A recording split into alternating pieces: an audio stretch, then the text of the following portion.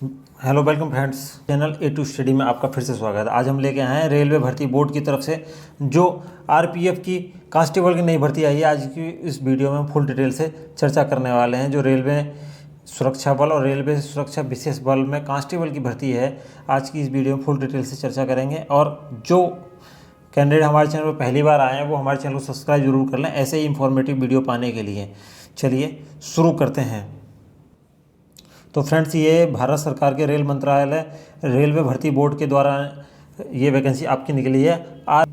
तो ये निकली आपके रेलवे सुरक्षा बल और रेलवे सुरक्षा विशेष बल में ये भर्ती निकली है। कांस्टेबल कार्यकारी की भर्ती निकली है, कार्यकारी की भर्ती निकली है कांस्टेबल। आवेदन के प्रारंभ की जो तिथि है आपका 15 अप्रैल 2024 से ये फॉर्म आपका स्टार्ट हो गया है। और आवेदन को जमा करने की या समाप्ति की लास्ट डेट है आपकी 14 मई 2024 को। आपको रात को 23:59 पर यह फॉर्म की लास्ट डेट हो जाएगी। इसके बाद आप फॉर्म नहीं भर पाएंगे और डाटा इनकरेक्ट हो जाता है तो उसके सुधार के लिए आपको 15 मई 2024 से लेके 24 मई 2024 तक इसमें विंडो ओपन होगी करेक्शन की। तो उस समय आप इसमें करेक्शन कर सकते हैं। इसके बाद इसमें कोई करेक्शन नहीं किया जाएगा। अब बात कर लेते हैं इसमें आगे।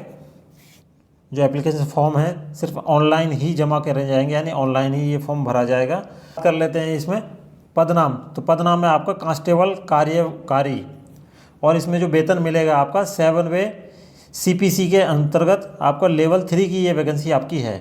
और आपका जो प्रारंभिक वेतन आपको मिलेगा 21,700 इसमें बेसिक मिलेगा। और इसमें जो चिकित्सा मानक है आपका B1 आपको क्लियर करना पड़ेगा। और आयु जो इसमें है आपकी आयु आपकी 18 से लेकर 28 साल इसके अंतर्गत आयु है। और कुल पद इसके अंतर्गत 4208 हैं। 4208 पद इसके अंतर्गत हैं। और इसमें विशेष बात लिखी गई है, कोविड-19 की महामारी के कारण इसमें एक मुश्त जो छूट आपको दी गई है 3 साल की इसके अंतर्गत छूट दी गई है। 3 साल की बात कर लेते हैं। तो राष्ट्रीयता आपके भारत का नागरिक होना कंपलसरी है। अब इसमें आयु सीमा की बात कर लेते हैं। तो 1 जुलाई 2024 तक आपकी जो एज है कांस्टेबल कार्यकारी पदों के लिए आपकी 18 से लेकर 25 साल की उम्र आपकी होनी चाहिए सामान्य वर्ग के कैंडिडेट के लिए। जनरल कैंडिडेट के लिए आपकी 18 से लेकर 25 साल तक की उम्र होनी चाहिए। और जो अदर हैं आपके उनके लिए जो आयु की सीमा है 18 से लेकर 28 साल इसके अंतर्गत है। 18 से लेकर 28 साल। और आपके जो एज रिलैक्सेशन में है अनुसूचित जाति या जनजाति के कैंडिडेट के लिए 5 साल की छूट है। अन्य पिछड़ा वर्ग जो नॉन क्रिमिनल लेयर के हैं उनके लिए 3 साल की छूट है। और भूतपूर्व सैनिक के लिए 3 साल की है ईडब्ल्यूएस के लिए। और अन्य पिछड़ा वर्ग के लिए आपकी 6 साल की है। और अनुसूचित जाति या अनुसूचित जनजाति के लिए 8 साल की इसमें छूट है भूतपूर्व सैनिक के लिए। और विधवा, तलाकशुदा या पति से न्यायिक रूप से अलग रहने वाली लेकिन दोबारा विवाह ना करने वाली महिला के लिए आपकी जो सामान्य वर्ग के उनके लिए 2 साल की छूट है। और ओबीसी के लिए 5 साल की छूट है। और अनुसूचित जाति और जनजाति के लिए 7 साल की छूट है इसके अंतर्गत। और डेट ऑफ बर्थ की बात कर लेते हैं। जो 18 से लेकर 28 साल की जो सामान्य वर्ग या ईडब्ल्यूएस के लिए आपको 2 जुलाई 1996 से पहले की ना हो, या फिर अन्य पिछड़ा वर्ग या ओबीसी की आपकी 2 जुलाई 1993। और अनुसूचित जाति और अनुसूचित जनजाति के कैंडिडेट्स के लिए आपकी 2 जुलाई 1991 से पहले की डेट ऑफ बर्थ ना हो। सभी उम्मीदवार हैं उनकी जो न्यूनतम एज है आपकी 1 जुलाई 2006 के बाद की डेट ऑफ बर्थ ना होनी चाहिए। अब परीक्षा शुल्क की बात कर लेते हैं। जो इसमें फॉर्म भरने के लिए जो शुल्क लगेगा उसकी बात कर लेते हैं। तो नंबर 1 है इसमें सभी वर्ग के जो कैंडिडेट्स हैं आपको उसमें आपको 500 रुपये इसमें शुल्क लगेगा सभी वर्ग के कैंडिडेट्स के लिए। और इसमें आपको पहले चरण कंप्यूटर बेस्ड एग्ज़ाम होने के बाद में इसमें 500 में से आपको 400 रुपये वापस भी मिल जाएंगे। अगर आप इसमें शॉर्टलिस्ट नहीं होते हैं तो आपको वापस कर दिए जाएंगे 400 रुपये। अब नंबर 2 है आपका अनुसूचित जाति, अनुसूचित जनजाति या भूतपूर्व सैनिक या महिला कैंडिडेट्स, या फिर आपका अल्पसंख्यक या आर्थिक रूप से कमज़ोर ईडब्ल्यूएस कैंडिडेट्स के लिए आपको इसमें 250 रुपये पेमेंट करना होगा। जी हाँ, 250 रुपये इसके अंतर्गत आपको पेमेंट करना होगा। और जो पहला चरण आपका कंप्यूटर बेस्ड एग्जाम है, सीबीटी है, उसके करने के बाद जो कैंडिडेट सफल नहीं हो पाते हैं उसमें, तो उनको 250 रुपये इसमें रिटर्न कर दिया जाएगा, वापस कर दिया जाएगा। भर्ती की प्रक्रिया क्या है? तो भर्ती की प्रक्रिया के लिए केवल आपको पहले तो इसमें ऑनलाइन फॉर्म भरा जाएगा, आपका ऑनलाइन आवेदन किया जाएगा, सिर्फ ऑनलाइन मोड में ही वैलिड है फॉर्म भरना। और जो भर्ती की प्रक्रिया है उसके अंतर्गत को नंबर 1 आपका कंप्यूटर बेस्ड एग्जाम होगा, आपका सीबीटी एग्जाम होगा। नंबर 2 आपका शारीरिक दक्षता परीक्षण यानी पीईटी आपका होगा, और इसके साथ ही आपका शारीरिक मापन परीक्षण होगा, पीएमटी आपका होगा, ठीक है। उसके बाद में आपका डॉक्यूमेंट वेरिफिकेशन होगा, और इन सब के बाद में ही आपका मेडिकल होना है।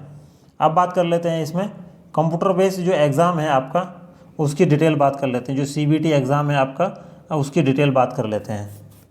तो जो सीबीटी एग्ज़ाम है आपका, परीक्षा का स्तर आपका 10वीं या मैट्रिक स्तर का रहेगा। 10वीं के लेवल का आपका 10वीं के लेवल का ही आपका एग्ज़ाम होना है इसके अंतर्गत। अब सीबीटी का जो पैटर्न है वो क्या होगा, कुल इसमें 90 मिनट का आपको टाइम दिया जाएगा, और 120 इसमें क्वेश्चन है टोटल मिला के। 120 क्वेश्चन है 90 मिनट में। आपको सही करने पर आपको 1 अंक दिया जाएगा इसमें, और आपने गलत करने पर आपको 1/3 की निगेटिव मार्किंग है। जी हाँ, 1/3 की निगेटिव मार्किंग है। तो कैंडिडेट इसमें गलत ना करें कोई भी क्वेश्चन। एक से अधिक शिफ्ट में अगर एग्ज़ाम आपका होगा तो उसमें नॉर्मलाइजेशन किया जाएगा, सामान्यीकरण किया जाएगा। और अगर आपकी जो न्यूनतम परसेंटेज है आपका, तो यूआर ईडब्ल्यूएस या ओबीसी कैंडिडेट्स के लिए आपको 35% है न्यूनतम, और आपको एससी और एसटी के कैंडिडेट्स के लिए 30% मिनिमम मार्क्स इसमें चाहिए। अब बात कर लेते हैं एग्ज़ाम के सिलेबस की।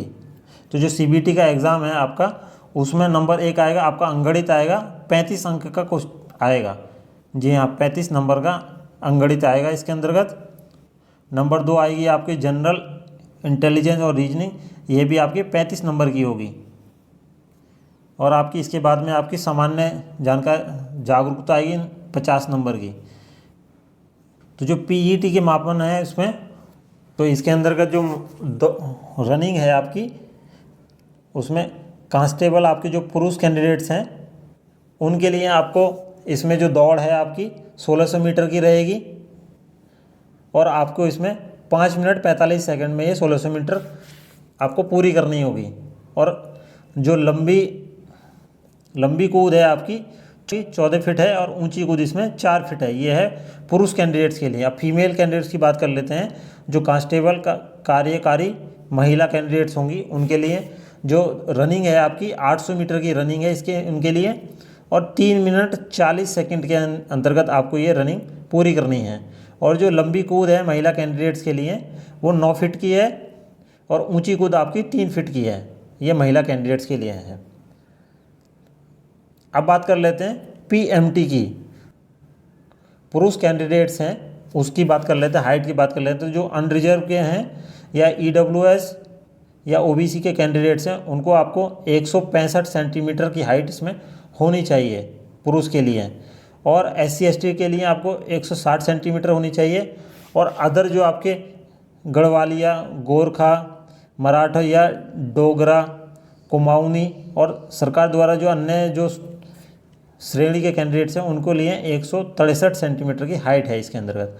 अब इसी तरह अगर महिला कैंडिडेट्स की हाइट की बात कर लें तो आपके अनरिजर्व ईडब्ल्यूएस या ओबीसी के कैंडिडेट्स के लिए 157 सेंटीमीटर है, और SC ST candidates female candidates के लिए आपको 152 सेंटीमीटर हाइट है, और अन्य जो श्रेणी के कैंडिडेट्स हैं उनके लिए 155 हाइट है सेंटीमीटर। अब इसमें बात कर लेते हैं छाती की। जो मेल कैंडिडेट्स हैं उनकी छाती की बात कर लेते हैं। जो अनरिजर्व ईडब्ल्यूएस या ओबीसी कैंडिडेट्स हैं उनकी जो अविस्तारित छाती है 80 सेंटीमीटर होनी चाहिए, और आपको फुलाव के बाद में 85 सेंटीमीटर होनी चाहिए। और बात कर लेते हैं जो एससी एसटी के कैंडिडेट्स हैं उनको 76.2 सेंटीमीटर बिना फुलाए होनी चाहिए छाती, और फुलाने के बाद में 81.2 सेंटीमीटर फुलाव होना चाहिए। और अदर जो कैंडिडेट्स हैं उनके लिए इसमें 80 सेंटीमीटर बिना फुलाए और 85 सेंटीमीटर फुला के होनी चाहिए आपकी छाती की माप। मेल कैंडिडेट्स की बात है ये। अब इसमें एक इम्पोर्टेंट बात ये है, जो आपकी रनिंग है आपकी 1600 मीटर या 800 मीटर, इन दोनों रनिंग के लिए सिर्फ आपको एक ही मौका दिया जाएगा, सिर्फ इसमें आपको एक चांस इसमें ओनली दिया जाएगा।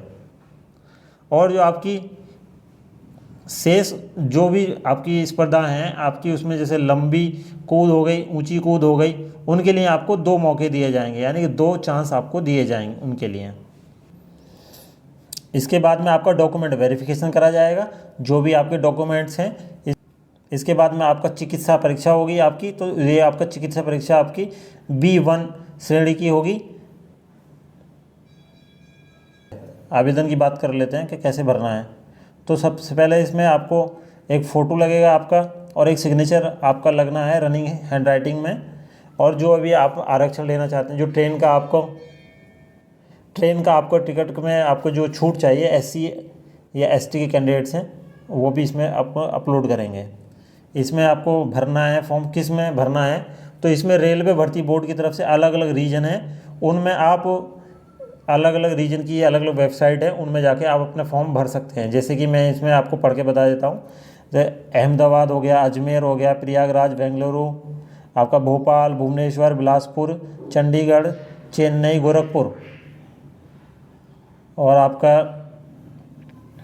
गुवाहाटी, जम्मू एंड श्रीनगर हो गया, कोलकाता हो गया, मालदा हो गया, आपका मुजफ्फरपुर हो गया, पटना, रांची, सिकंदराबाद हो गया, आपका सिलीगुड़ी हो गया, त्रिवेंद्रपुरम हो गया, मुंबई।